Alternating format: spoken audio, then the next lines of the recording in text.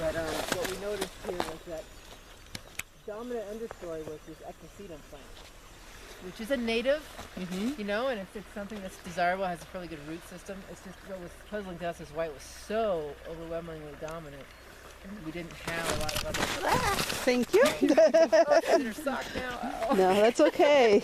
The camera's saved. You kind of just look around and maybe you can kind of see that observation we made. And we'll walk up and then look above the culvert too. And so what would you describe this Roskin class? Well, we were thinking we had a G. Okay. For parts of it, especially above. Yeah.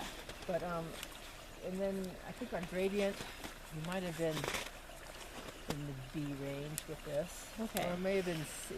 So I'm not overly informed about the Roskin classifications. I'm in the process of that too. So this would be something that we would describe as a G based off of sinuosity and gradient. Is that the shape of the channels are in the for shape? The G, because the G is basically a disturbed channel. Okay. Which is a down cut down through. See how we have a kind of a you can see there was a down cutting event right in this channel, which is upwards of 4 or 5 feet. Yep.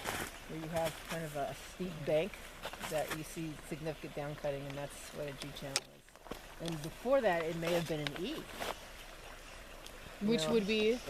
Imagine this channel up quite a bit higher, and that's the nice, sharp, defined. Yeah, where you have a high groundwater coming in, and you know, and if you're up in the mountains a lot and you are looking at natural systems, oftentimes consider a high mountain lake that you've been to with no roads. You're in a roadless area. You'll see a big meadow. Yeah. And then you'll see that join the lake.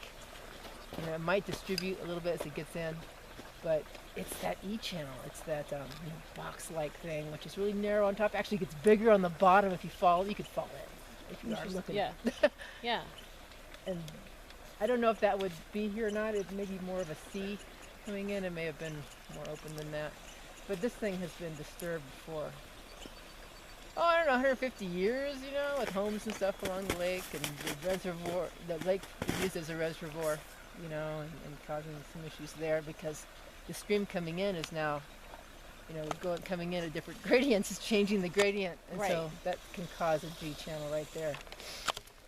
The fact that the body of water that it's hitting is changing elevation, so it can cause a problem with the more cutting, the gradient changing a lot.